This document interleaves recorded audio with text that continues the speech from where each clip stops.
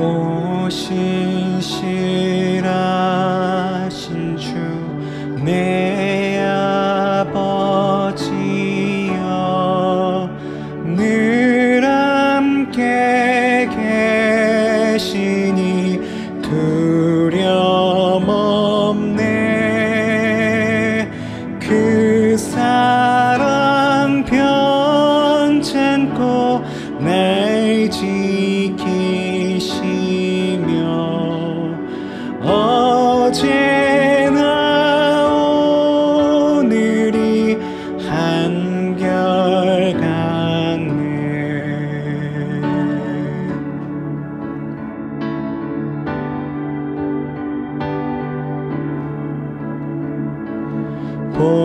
봄철과 또 여름 가을과 겨울 해와 달 별들도 다 주의 것. 만물이 주 영광 드러내도다. 신실한 주 사랑 나타내네. 오 신실하신 주, 오 신실하신 주 날마다 자비를 베푸시며 일용할 모든 것 내려주시니. 오 신실하신 주 나의 구주.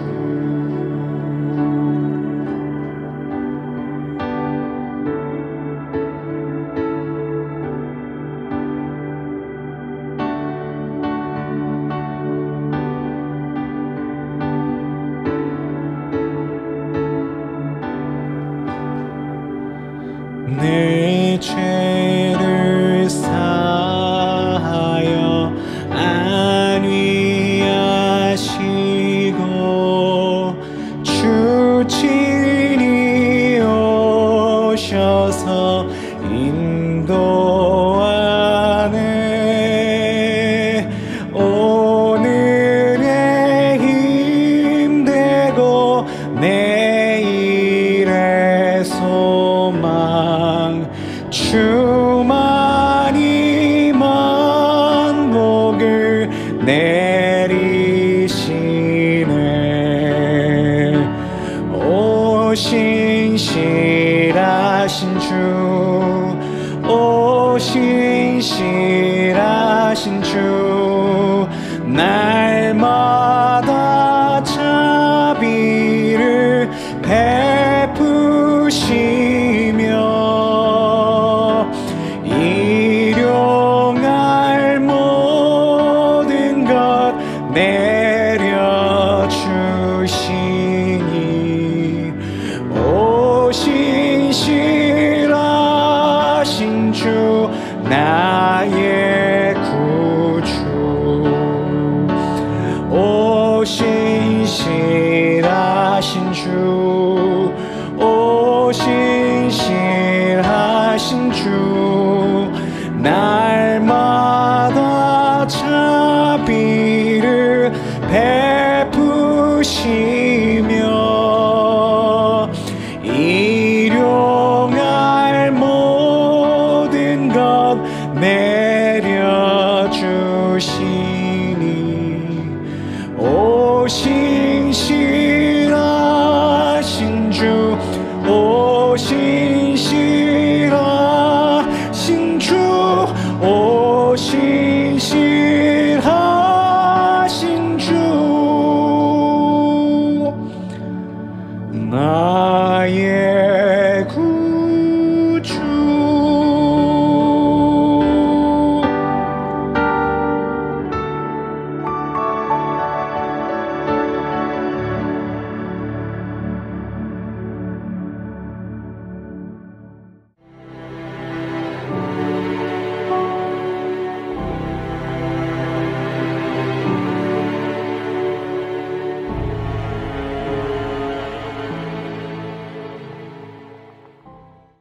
오늘 함께 나눌 하나님 말씀은 사도행전 21장 10절에서 14절까지의 말씀입니다.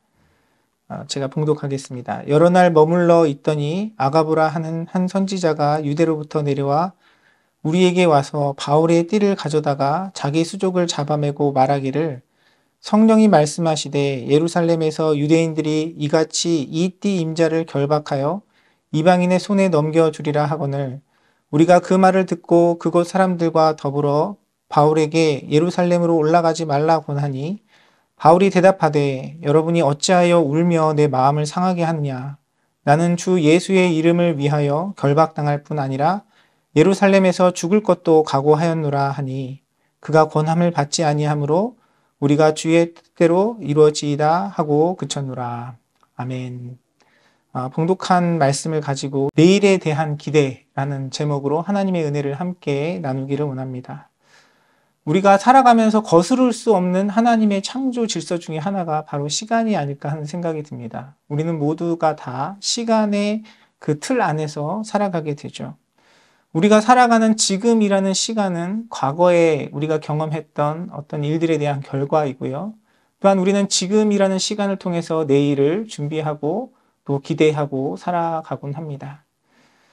이 학문을 하시는 또 위성대학교에서 공부를 하고 계시는 여러 학우분들에게 특별히 지금이라는 시간이 아마 내일을 준비하시는 시간이 아닐까 하는 생각이 들어요. 여러분들 지금 이 시간을 공부하시면서 내일을 준비하시면서 어떤 기대와 꿈을 가지고 계시는지 모르겠습니다. 아마도 대부분 지금 이 공부하는 시간들을 통해서 내일을 더욱더 하나님 앞에 기쁨으로 감사함으로 또 귀한 것으로 올려드리기 위한 기대와 또 소망을 가지고 또 학업에 임하실 거라 생각이 듭니다. 우리가 내일을 향해서 항상 기대할 때마다 어떤 우리에게 있는 긍정적인 것들 뿐만 아니라 우리를 통해서 역사하시는 하나님의 그런 역사하심, 하나님의 예비하심, 하나님의 선한 것들을 우리는 기대하며 살아가죠. 하지만 우리의 삶 속에서 경험되어지는 그런 기대가 항상 긍정적이고 아름답고 또 우리에게 기쁨으로 맞이할 수 있는 그런 모습만은 아닌 것 같아요. 오늘 본문에 등장하는 바울의 상황이 그렇습니다. 오늘 본문에 보면 예루살렘으로 향하던 3차 전도 여행의 막바지에 바울은 자신에게 임한 그 내일에 대한 소식을 듣습니다. 사도행전 21장 11절은 이렇게 기록합니다. 우리에게 와서 바울의 띠를 가져다가 자기 수족을 잡아매고 말하기를 성령이 말씀하시되 예루살렘에서 유대인들이 이같이 이 띠 임자를 결박하여 이방인의 손에 넘겨주리라 라고 자신의 미래에 대한 이야기를 듣습니다. 이 이야기를 한 사람은 아가보라 하는 선지자인데요. 이 선지자는 하나님의 그 능력 가운데 성령의 충만한 가운데 하나님께서 이루시는 일들을 미리 사람들에게 알려주고 또 전파하는 그런 사역을 감당했던 사람들입니다. 이미 사도행전 11장에 보면 아가보가 유대에 기근이 들 것을 예언한 내용이 있는데요.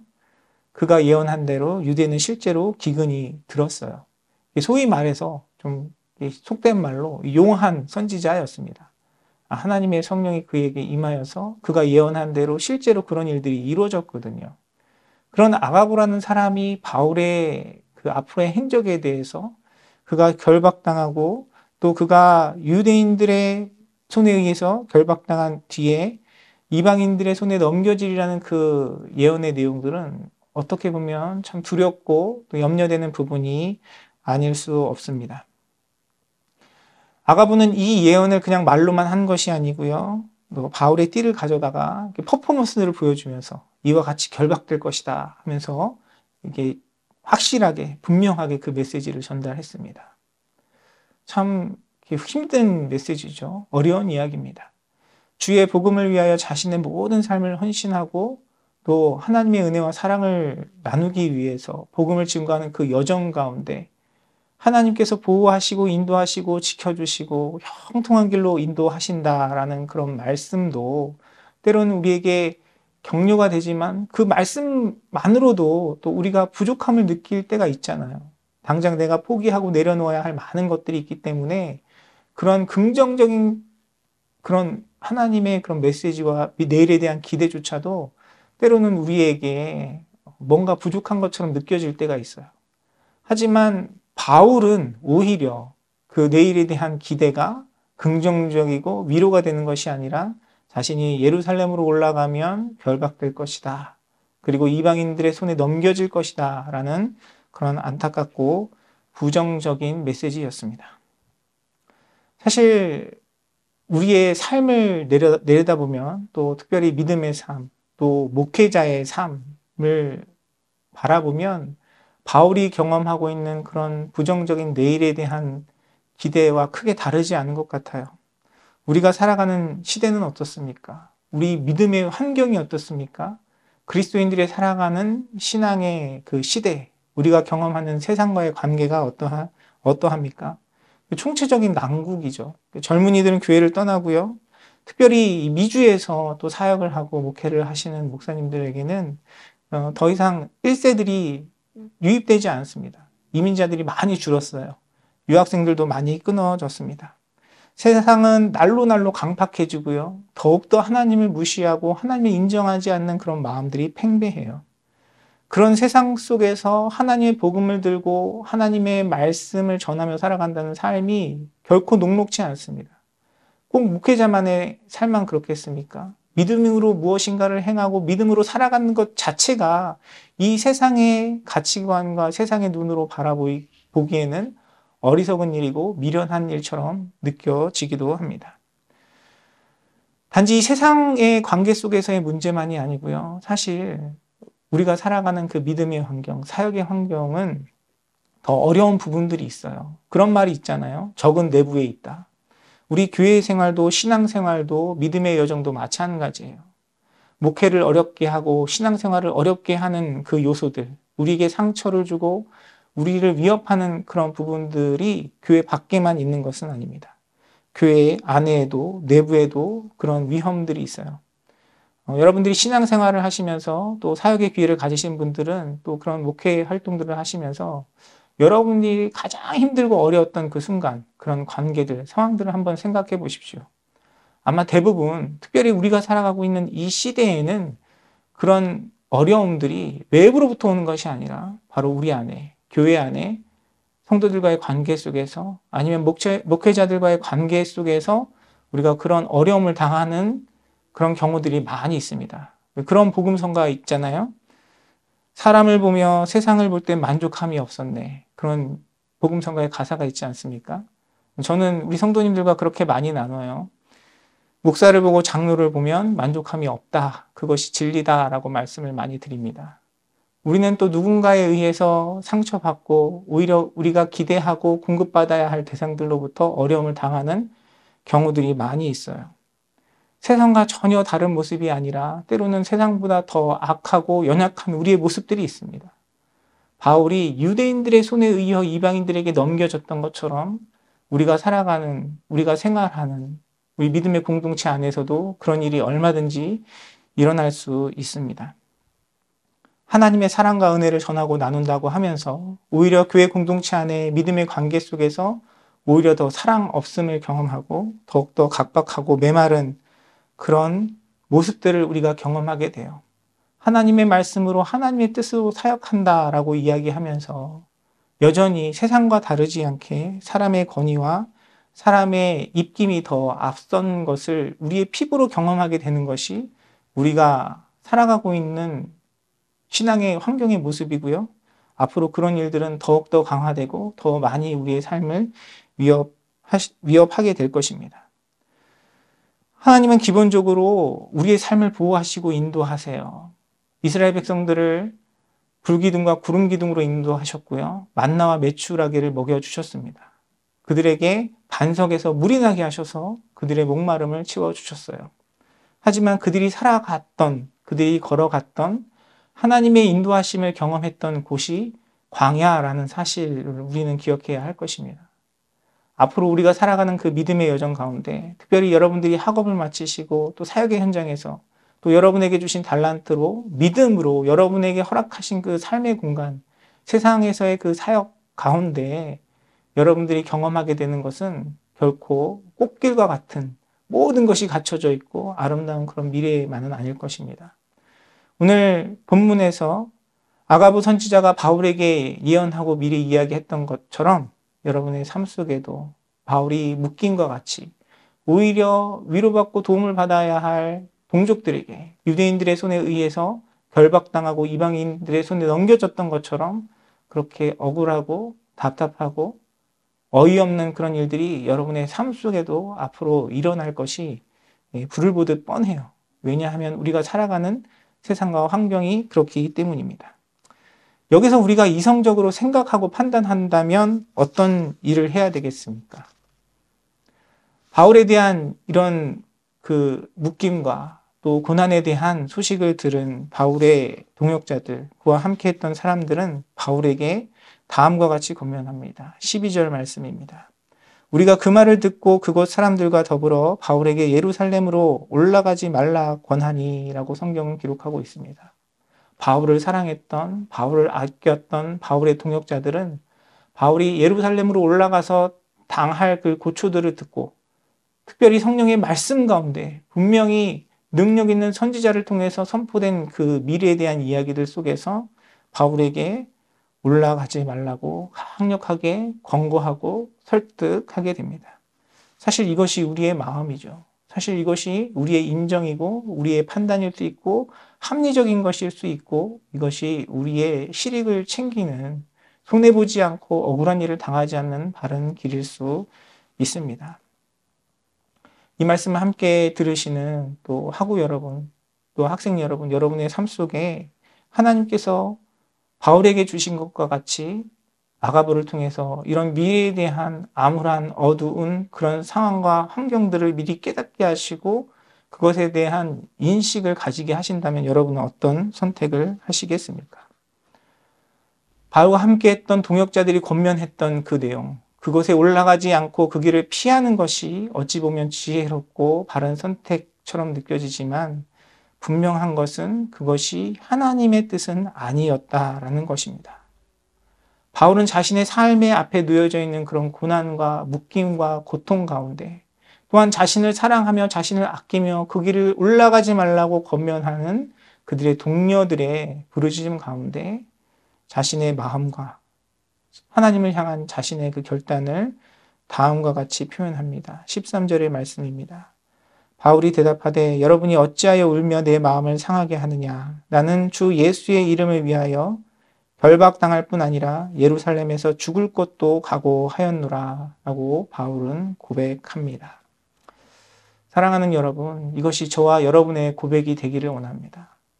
분명한 것은 우리가 이 시대를 바라볼 때 요즘 교회의 모습들을 바라볼 때 그리스도인들의 삶의 모습들을 바라볼 때 우리에게 들려지는 이민교회의 현실을 바라볼 때 우리 눈앞에는 분명히 여러 가지 고난과 시련들이 놓여 있을 것이 분명하고 확실합니다. 앞으로 사역의 환경들, 아니 꼭 사역이 아니라 믿음으로 살아가는 그 여정에는 여러 가지 어려움들과 고난이 있을 것이 분명해요. 하지만 그 가운데 우리가 편한 길, 고난을 피하는 길이 아니라 하나님의 뜻이 무엇인지 분별하고 주님의 마음과 주님의 사랑으로 그 길을 걸어가는 저와 여러분의 삶이 되기를 원합니다. 우리 눈앞에 놓여져 있는 고난과 시련과 고통이 분명하고 확실하다 할지라도 하나님께서 주신 그 사랑의 마음으로 하나님께서 이미 우리에게 베풀어 주신 그 구원의 은혜로 우리와 함께 하시고 우리와 동행하시며 이미 우리를 위하여 나를 위하여 그 길을 걸으신 예수 그리스도를 닮아 결박당할 뿐만 아니라 우리에게 어떤 고난과 시련이 온다 할지라도 죽을 각오로 주님과 동행하며 주님께서 우리에게 맡겨주신 그 일들을 온전히 감당하며 충성함으로 하나님께 아름다운 삶의 열매를 올려드리는 우리의 삶이 되기를 간절히 소원합니다. 바울의 이 고백 가운데 바울과 함께했던 그의 동료들은 그들도 처음에는 바울을 염려하고 근심하고 사랑하는 마음으로 그의 길을 만류하고 설득하였지만 바울의 뜻에 동의하는 것을, 동조하는 것을 14절 말씀을 통해 확인할 수 있습니다. 그러니까 바울이 권함을 받지 아니하므로 우리가 주의 뜻대로 이루어지이다 하고 그쳤노라 라고 사도행전 21장 14절의 말씀은 기록하고 있습니다. 바울의 결단이 하나님을 향한 그 바울의 믿음이 고난과 시련과 그 결박 가운데서도 주님의 뜻과 사명 가운데 충성하고자 하는 그 바울의 마음이 그를 사랑하고 함께했던 동료들에게 함께 나눠졌고요. 동료들도 바울의 개인의 삶을 위한 것이 아니라 바울에 대한 염려가 아니라 하나님의 뜻을 구하고 그 뜻대로 이루어지기를 함께 기도하고 또 그 일 가운데 마음을 합하였다라고 오늘 본문은 기록하고 있습니다.